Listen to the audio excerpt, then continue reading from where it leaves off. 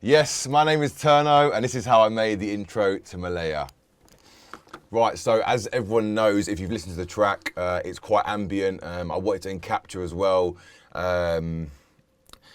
George, who was climbing the building, I wanted to capture the kind of concrete jungle aspect of it. So I did lay up quite a lot of different elements. I've even got his breathing in there. So I'm just going to kind of go through all the elements separately and just kind of show how, I don't know, with a bed of kind of ambient sounds, you can build this kind of, I suppose, this cinematic soundscape, which can help the listener kind of understand the emotion of what the climber's going through, or whatever it is you're trying to pick, whatever picture you're trying to paint. So to start with, we recorded actually him breathing in. So here is his breath. I actually had to double it up with another one. So as you can hear, it's actually him breathing, just to kind of give that kind of, I suppose, that meditating, trancey state. So if you hear it in the track, and if you listen to it in headphones, along with all the other sounds, it should try and give you that kind of hypnotic state, if you like. So that's what I started with. I always have a vinyl crackle through most of my tracks, through the intros. Again, just adds a little bit of, I don't know, authenticity. I love that kind of vinyl crackle sound. I've got kind of a concrete jungle sound here, which is simply that. And it is very subtle, you can't really hear it. But again, it does add to the whole kind of ambience of the intro and help to paint that picture even more. So along with the breath, I'm just going to add elements as we're talking about. I've got white noise kind of builds, and I've added kind of like a chorus on it to almost mimic that kind of hypnotic state that he would have been in. I've got another one here at the start as well, which again is just like a soft vinyl noise, like ambience. And then I also start to bring in kind of the main sounds. So as in, like, here we have, here's like a white noise kind of loop, which you can't hear to start off with. But what I've done is I've gradually kind of filtered it in, and it kind of adds tension.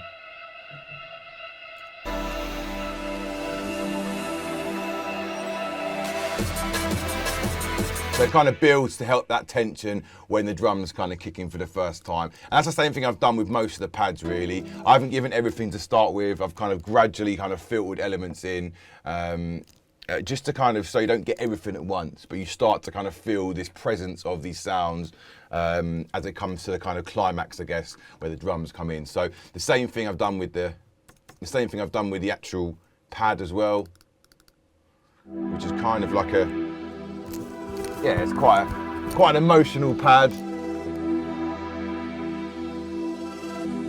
And it kind of, I don't know if you can hear that kind of granular effect. I do use Portal quite a lot. I think it's an amazing plugin. Like, big up the Output guys, because they've really done a great job on this. Like, it's really good at adding just like interest to any boring elements, really. And it's just a grain swells kind of preset, which I just really like, man. It adds that kind of little twinkly bits. If I turn it off, it's just straight boring. So this kind of adds like a nice little element,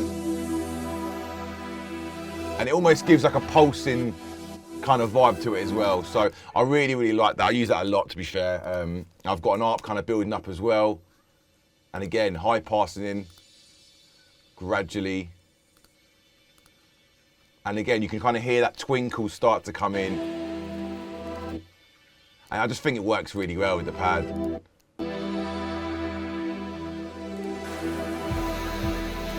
I then also have like an 808 kind of, more of a, I've kind of tried to emulate the kind of heartbeat that he would be feeling when he was kind of, well, mine would have been going a lot faster than what that is, but yeah, the 808 kind of heartbeat, I've tried to kind of emulate how he would be feeling, which is it there? I think it is. So yeah, just simple 808, but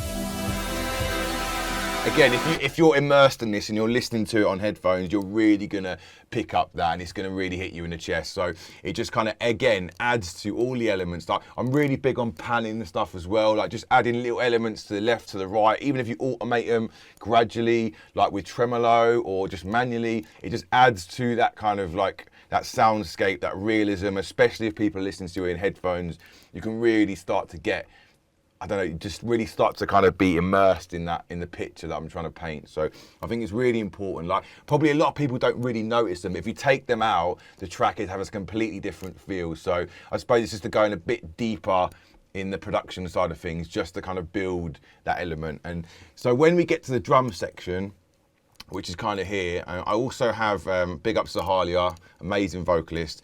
She has recorded some really like angelic vocals, not saying anything in particular, but if I just play them, so I've got 2 layers here. I'll play the original, play the almost like quite Arabic vibes, like, but they just for me, they make the track sound so much, just give it a whole nother dimension, man. So, and it just, again, adds to the ambience, adds to the tension, adds to just like the epicness, if that's even a word, just painting that picture. And again, what I've done, I've added a layer here, which is an effects layer, which again is just used Portal, my favorite plugin. And I've just done, I think, the same thing again. I always called it an unstable shimmer. So it's another preset that sounds really cool. And it just gives like a kind of another euphoric layer to the track, like, and it's again very subtle. It almost sounds quite spacey, and it's like, but it's really cool. And like that, along with her vocal, just adds another texture to it, man, another dimension, and it fits really well with the context of the track. I also have got some saxophone, which was recorded in again by a great sax player, and this again just sounds really, really nice alongside all the other layers. And you might not have noticed it in the track if you've heard it already, but if you take it away, it does really make a difference.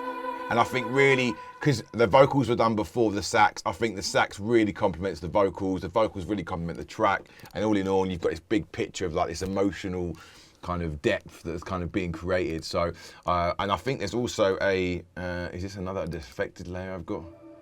Yeah, so,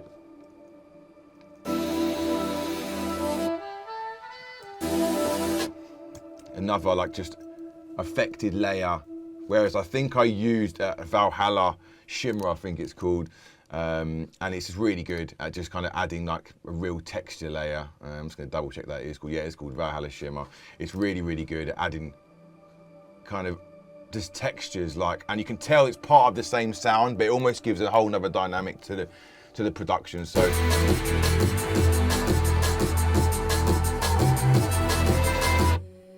yeah, who said you don't need bare layers? I've got like, how many tracks are in this? 111 tracks. The intro alone is built up on loads of little touches, like, and it just helps to build that vibe, man. So let's continue. So here's a bit, I think this is, again, just it's a subtle vocal reference, but it just adds to the build, the transition. And also we have the main kind of riff, if you like, the main melody, which is like this horn. Well, it's not horn actually. I don't know why I've even called that, but I think that's my previous project. Just a lead, like, and I don't know if you can hear that, but I've actually sidechained. When it gets to the drum section, I've sidechained all of the intro, everything, to be honest with you, against the kick and snare, the break. So doom, doom, doom, doom. And if I solo it all, you can really, really hear it all working together, and just like helping to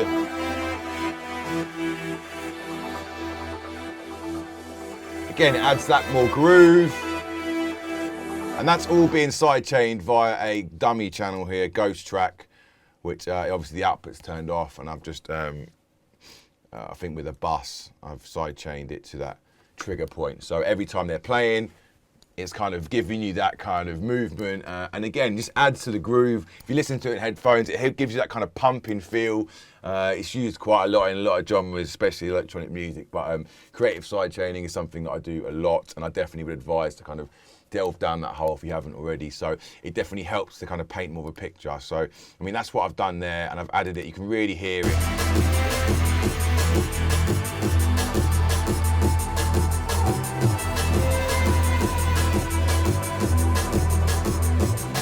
So as we get to the kind of bar 33 area, that's when the drums come in. So I thought I'd add like a Reese, which obviously does, again, introduce, I suppose it brings you on to the next section. The first kind of 32 bars are really just painting the picture, setting the scene. You then start to get into kind of the actual, the main part of the track, if you like. You start to kind of give away more elements, like so you kind of, the listener knows what's coming to an extent. You don't give everything away, but just little elements you give away. So I've started to introduce like the Reese here, which is again just a simple Reese I've made on massive, very low.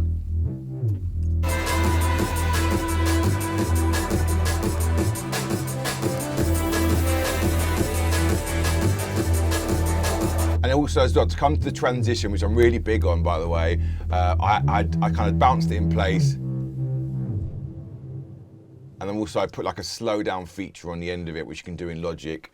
And I just added a verb tail. And I think I must have, yeah, I did. I high passed it out as well, which I do a lot. So I high pass the verb out. So yeah, transitions are big. Like I don't like things to just cut off. I'm very funny about just, I don't know, just everything being smooth. Like, especially with something like this, it's quite a angelic track, so I wanted it to sound like that way as well. So when it comes to transitions, like all of the touches need to be smooth and seamless to make it really work, man. So yeah, I mean, again, ways to kind of build to that point, because it's now we're at 49 bars, and this is where it really transfers from the intro to the drop, and this is the most important area I find, and it's also the hardest sometimes, because you have to kind of get from that to a drop, which sometimes can be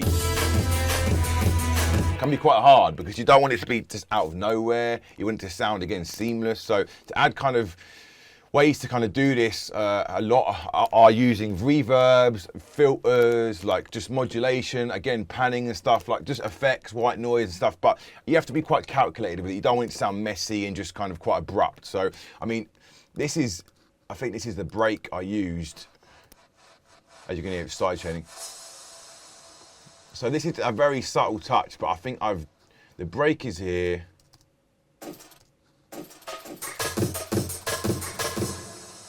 So again, without that there, it's very subtle. But it just helps the transition over, just with a little reverse reverb. And then kind of I think the snare, I've just done a big reverb on it. It's got a massive full wet. And then if you listen to it, again, very subtle, but it just helps to just kind of get that seamless transition over, and then it kind of melts over into the breakdown quite nicely. I've also got I do love a hall kick, and to be honest, AMC, we've been using this one for years, man. I've never changed it, so yeah, chord depth charge, hold tight yourself. But yeah, I use it a lot. Like again, I've done a reverse of it there into it, just again to add some cinematic feel, so it doesn't just come out of nowhere. You start to feel the rumble before the drop. Then along with loads of white noise, kind of another one there.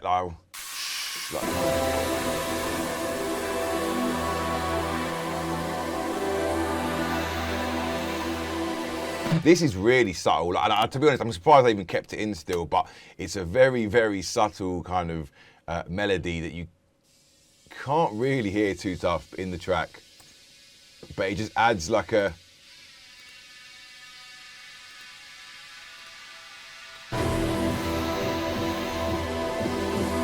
Again, just adds another little layer, man. Like it just adds a nice little emotional touch, like that probably didn't even notice was in there. I actually forgot it was in there myself. So yeah, it's nice to just re-jog the memory sometimes on what's actually in your tunes. So this is the texture loop, which I said about earlier, which again, I think from now it just builds as a transition point, and you can hear it. So it's just for tension, really. I think if I take everything off, it's literally just yeah. You can tell it's been stretched as well, because it sounds pretty bruck. But I mean, like, it doesn't matter, because you're using it for attention. They can't even really hear the quality of the sound itself. But again, it really helps. It really makes a massive difference.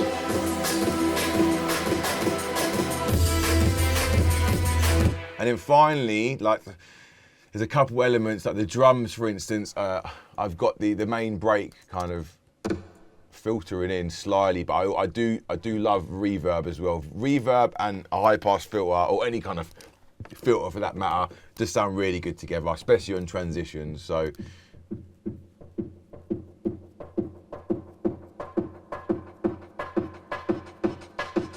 And you know what actually is really cool? I've done this, I think it was with a dub delay. It just sounds really cool on the snare or one of the part of the break. You can hear that kind of like filter dub delay thing. And again, this works really well in the tune. And then I've got a filter can't break that comes in here. Again, just helps the transition, and that's high pass and amongst other things. But yeah, again, look, high pass, reverb, the obvious, the usual suspects, should I say.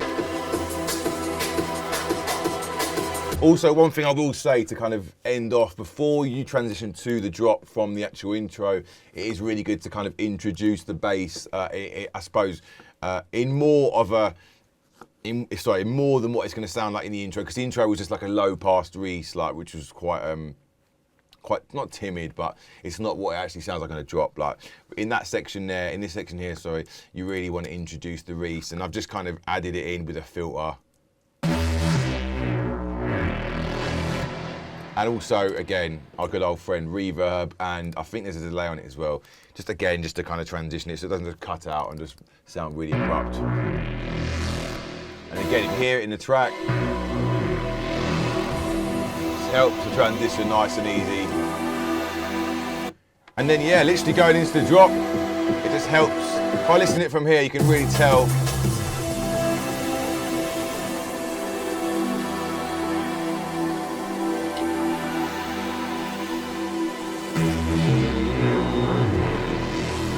That was the reese, like transition over. Then you start to hear the verb of and the filter of the break. There's a little dub delay one. And then we're in. And it all makes sense. So yeah, man, that's how I made the intro of Melia. Hope you enjoyed it.